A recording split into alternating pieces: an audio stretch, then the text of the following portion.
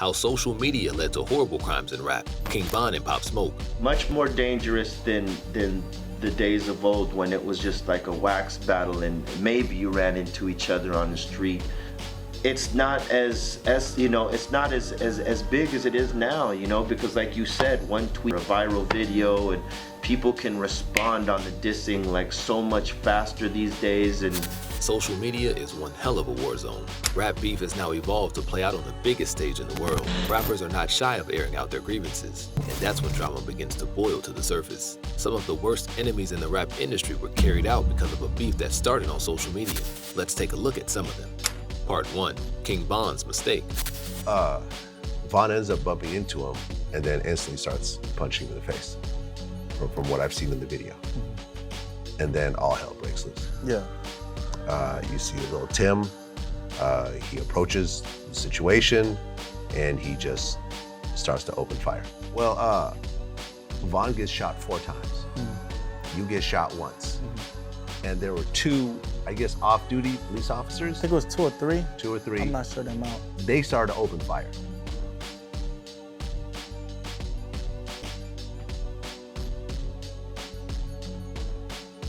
The beef between NBA Youngboy and Lil Durk has been going on for a while now, and it's getting crazier by the day. Back in 2017, they were part of different rap crews, but they actually liked each other's music. They even collabed on some tracks. In 2018, Lil Durk even gave NBA Youngboy a shout out on a podcast. They even went live on Instagram together, keeping it real. But things took a turn in 2019 because of this other rapper named King Von. In March 2019, King Von went on Instagram and started talking smack about NBA Youngboy, calling him out for faking his tough guy image in his songs. Then, a month later, King Von jumped on Instagram Live and jokingly called NBA Youngboy a bitch, but also said they were tight like brothers, and the drama just kept on escalating from there. NBA Youngboy and King Von started beefing over women. They were both messing around with each other's exes in August 2020. Then, in September 2020, NBA Youngboy dropped a track called Dead Trolls, and everyone thought he was taking shots at King Von, because this dude was always trolling NBA Youngboy on social media. We went to school, it ain't that serious, you know, and then, you know, it's just that we ain't cool no more, it was, you know, but it ain't that serious, like, it's to the point where, all right, let's talk about it, but it ain't all the violence, all the shit, that shit. In November 2020, King Von denied having any beef with NBA Youngboy in an interview with academics, saying it was all internet drama, but things took a dark turn after that. Lil Tim, who was rolling with NBA Youngboy, allegedly pulled out a gun and shot King Von, and that was it. But here's the thing, even after King Von's death, the beef between NBA Youngboy and Lil Durk is still going strong. They keep taking shots at each other through their music and on social media. It's like they just can't let it go. And it's not just them. The fans and even other people in the industry are also getting involved and stirring up more drama. It's a whole mess. Just the other day, on May 7th, 2023, Lil Durk went on Twitter to throw some shade at NBA Youngboy before his new album dropped. He basically said he ain't taking any disrespect, and NBA Youngboy wasted no time. He fired back at Lil Durk, calling him out with some harsh words. He even got into it with academics about album sales and personal attacks. It's like a circus. The whole situation is still tense, and both of these dudes keep taking shots at each other on social media. Fans and everyone else are watching closely to see what's gonna happen next. We are all just hoping for some kind of resolution to this never-ending feud. Part 2, Tekashi 6ix9ine versus Chief Keef. 6ix9ine straight up admits he was influenced by the Chicago drill scene. This controversial rapper knew how to milk the public's obsession with drama like nobody else. He's a total product of the social media era, making waves even before he jumped into rap by doing crazy stuff like pulling wrestling moves on girls in their undies. The dude lives for social media attention, and he brought that do anything for attention mentality into the rap game, causing all kind of infamy. His daily rants, challenging rivals and gang members alike to test my gangsta, didn't just stay on the internet. 6ix9ine got into brawls with peeps in Minnesota during the Super Bowl, and even had beef with the Rap-A-Lot crew at LAX. He had his crew go and rob these 2 folks in New York, thinking they were part of Rap-A-Lot too. Rumor has it that his feud with Casanova led to a shooting at Brooklyn's Barclays Center. And get this, he straight up testified that he had someone shoot at Chief Keef after their online beef got heated in 2018. So here's the deal. Lately, he's been all about Chief Keef. And let me tell you, this beef is turning out to be his most epic one yet. Whether it's a smart move or not, well, we'll have to wait and see. Block right here, this is that one of me in Chicago. Old block right here. I should call this shit no block. It's something outside. It's only 10 p.m. Now, the whole backstory between these two rappers is kinda hazy, but it seems like it all started with Tekashi's beef with Tato, who's tight with Chief Keef. There's this song they all did with Trippie Redd, and apparently, some folks thought it had some disses aimed at our colorful-haired rapper. Then, Tekashi drops a video where he straight up calls out Chief Keef and his buddy Lil Reese. He's like, "No one gives a damn about what y'all did 3 years ago. You don't even live the stuff you rap about. I know that for a fact." But it doesn't stop there. He keeps on spewing his venom. He's like, "What are you guys gonna do? Give me 48 hours. Wait a couple of months. This whole thing will blow over." And you know what? The drama keeps going, and things might have even gotten violent between these rival crews. So 6ix9ine goes and starts running his mouth, saying Keef and his crew are a bunch of pussies, unless they off him in NYC within 48 hours. Keef ain't wanna back down, so he heads over to New York the very next day. Here's the crazy part. 6ix9ine reveals he's actually chilling in LA, and you know what happens next? Shots get fired at Chief Keef outside the W Hotel, but luckily, nobody gets hurt. Suddenly, 6ix9ine tries to distance himself from the whole shooting debacle, like he had nothing to do with it. I'm a big fan. I'm a big fan of Chief Keef. You're a big fan? How much you think a feature costs?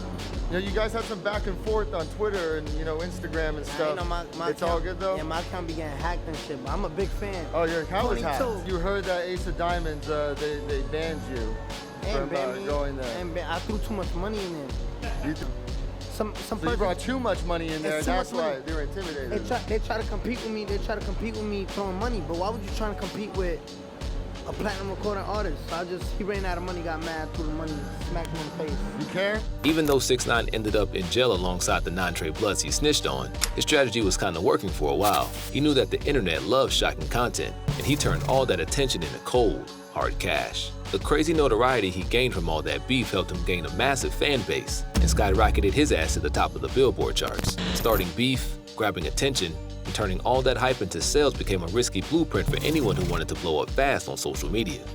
Part 3, Pop Smoke.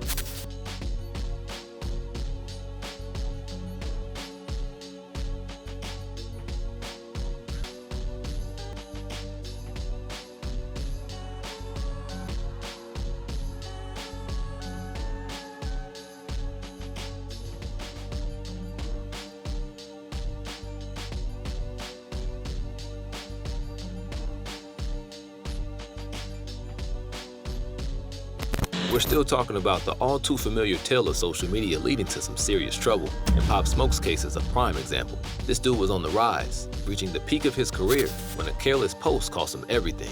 His sudden death shook the entire hip-hop industry, leaving everyone in disbelief. The crazy part is, he didn't even have any major beef with anyone. Out of nowhere, a black BMW rolled up to the house Pop Smoke had rented in the Hollywood Hills. It turned out to be his final night on this earth and was caught in a security camera across the street. One of the passengers sneaked out of the BMW and slithered around the back of the house, like the snake that he is. For what felt like an eternity, nothing happened. Then, suddenly, the guy came back out. It was a failed hit. Turns out Pop Smoke was on Sunset Boulevard, laying down some fresh tracks in the studio. But these dudes were determined. They waited for 2 whole hours, patiently biding their time. Finally, 4 guys pulled up in an Infiniti, slipped into the house, and minutes later, shots rang out through the neighborhood.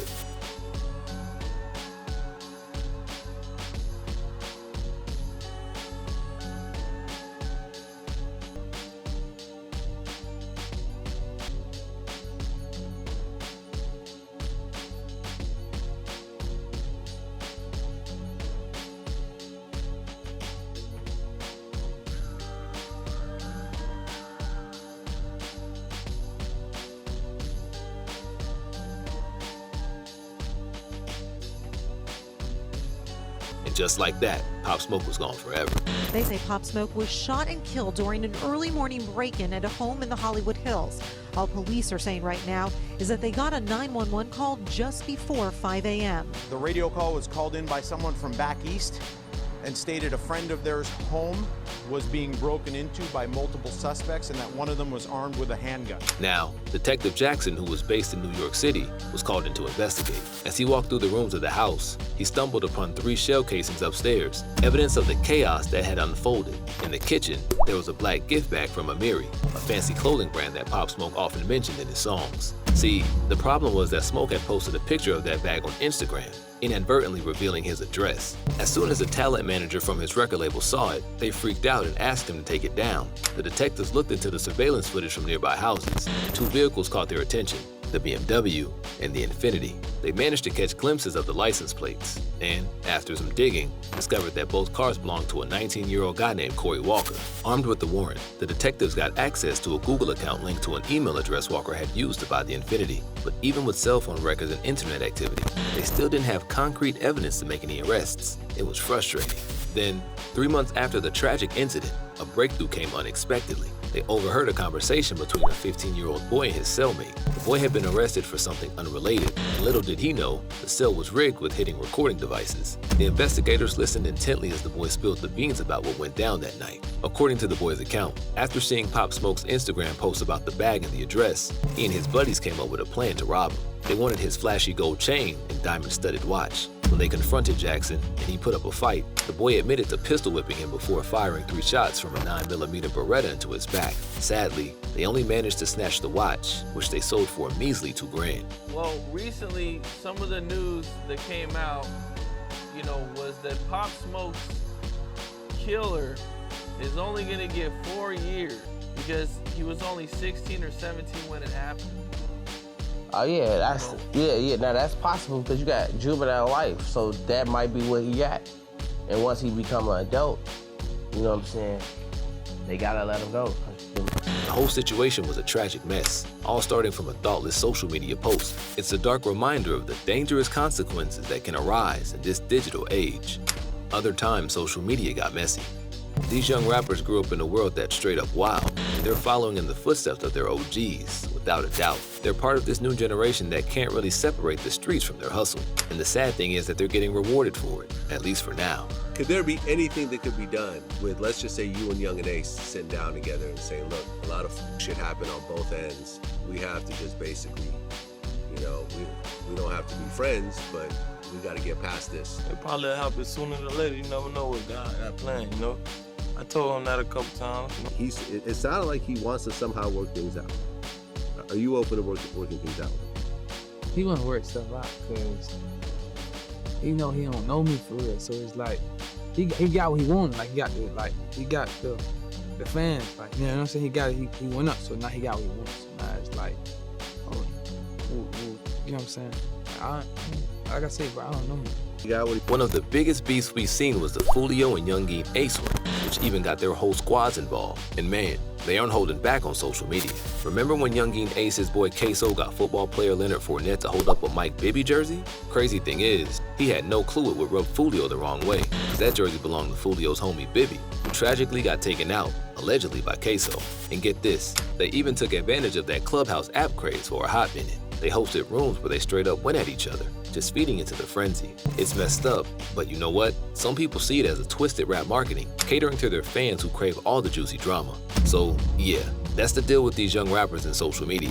Living in a crazy world, they have no choice but to put their drama out there in the open. It's just a shame that some of them get mixed up in the most insane crimes out on the streets. Subscribe to the channel, because we're gonna keep bringing you all the best in hip hop. Stay blessed.